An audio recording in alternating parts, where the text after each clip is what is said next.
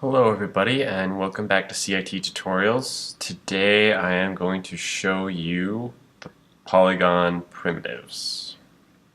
This is basically the only things you can use for your first assignment. You have to create an object or character or something recognizable just using these shapes up here. Also, I believe there is the modification that you can go to. You can use all of these. I wouldn't be 100% sure on that, but if you have a particular need for a helix in your object, feel free to use it. Anyway, okay, so basically, you click the button and you drag on the grid. If you hold Shift, it'll put it above the grid. If you don't, it will put it in the center. So the translate is 0. I'm just dragging to the right to change the size of it. You let go and it creates it. That is the sphere. This is the cube. The cube is a little different. You drag the outline of the cube first, then it has you drag the height. Adversely, you can also click the cube tool, hold Shift, and drag a proportional cube that every side is equal size.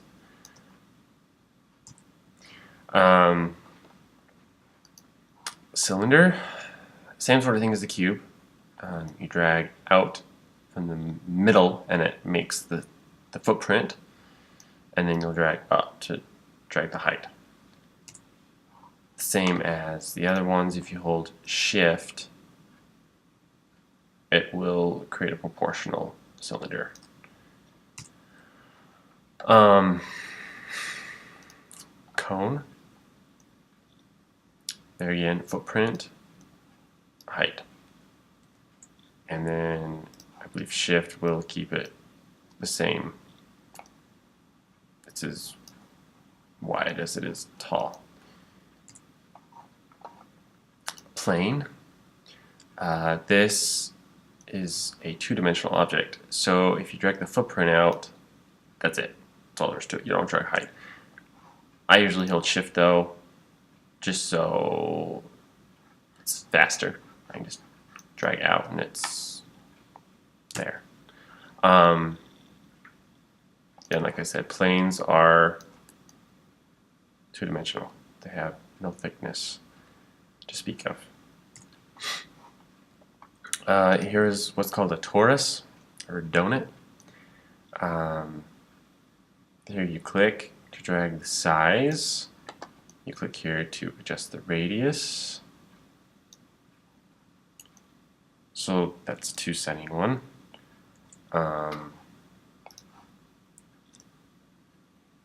If you hold Shift, it actually doesn't do anything to the torus. So it's the same either way, except I think it puts it below the plane, so it's in the middle of the plane as opposed to on top.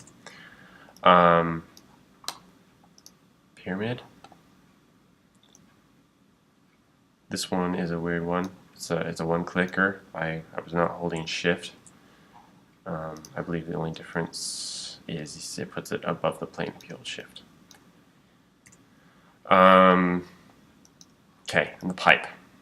This one, you drag the footprint, the height, and the radius. So this one is one of the most settings.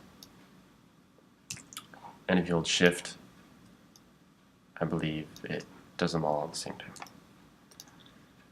Okay, so, everything except the radius. So let me show you that again. So if I hold Shift and drag it out, it's a darker color of green. I don't know if you noticed, and it says drag at a thickness, and so then I can drag it at a thickness, let go, and it pops up. Okay, so in the last video I showed you the channel box, and this is where you will add divisions. This is pretty important because yes, this looks smooth-ish, but if you zoom in on here, you can see you've got all these facets. They call them facets. And it's trying to fake it. And I'll show you actually what it really would look like if it wasn't trying to fake it. But kind of ignore what I'm doing right now. That's what it will look like if it wasn't trying to smooth it for you. So as you can see, it's not very high res.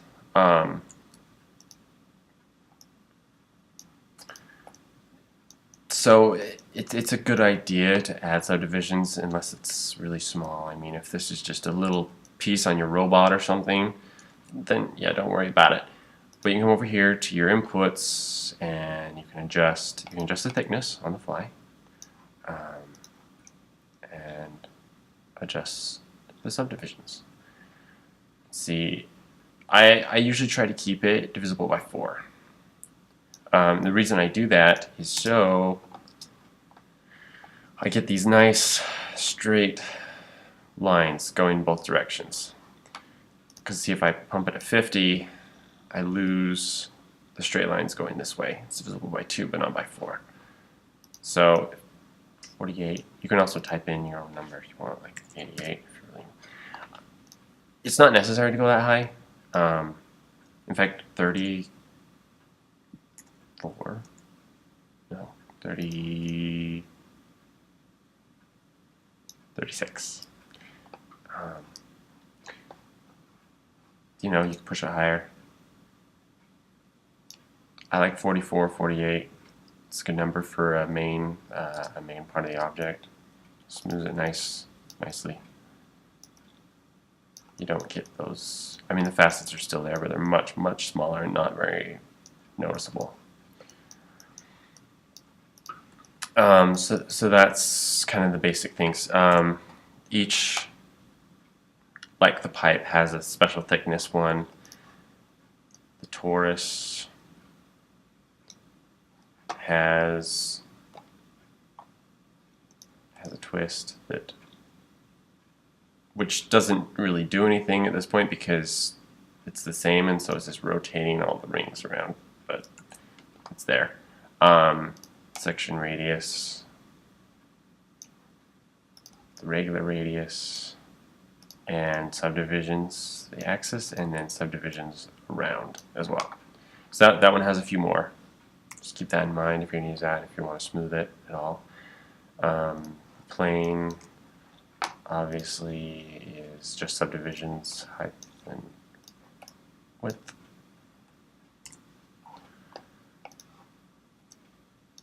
Anything that's round has a subdivisions cap, and that adds subdivisions on the round part. And then you can add up the height as well, and around.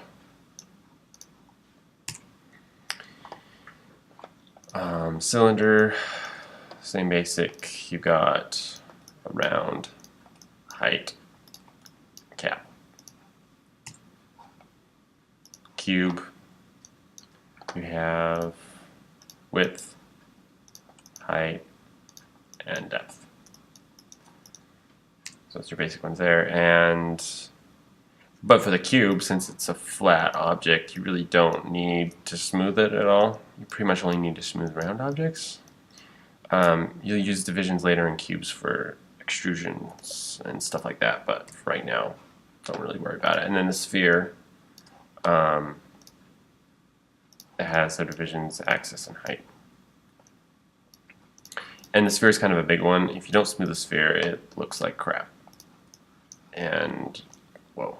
And you'll wonder, well, how come, my object doesn't look, super polished and nice? And that's one of the reasons is probably because you get these weird little white, hazy lines. I don't know if you can see that.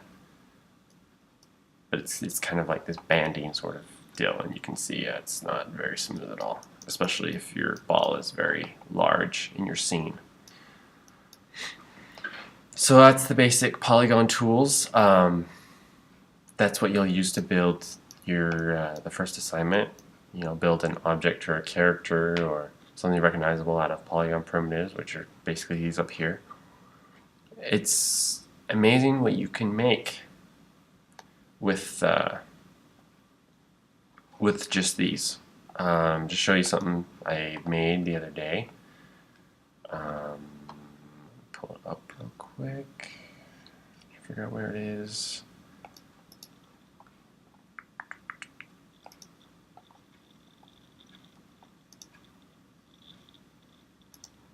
I made a robot. This is to give you kind of an idea of what you can make. These are pipes. These are cylinders inside the pipes. This is a sphere, pipe, sphere, pipe, cylinders, sphere, a pipe, bunch of pipes, cylinder, pipes. This is, I believe, a cone, the sphere on top. These are toruses, torusi, how do you say that, for these rubber things. So you have a lot of power. After I cover some of these basics, I'll probably put together a video of making something like this, which is Polygon primitives, just so you can kind of follow along, and you'll have to come up with your own idea, of course, for the assignment, but it'll just kind of give you a good idea. So anyway, I hope to see you in my next video.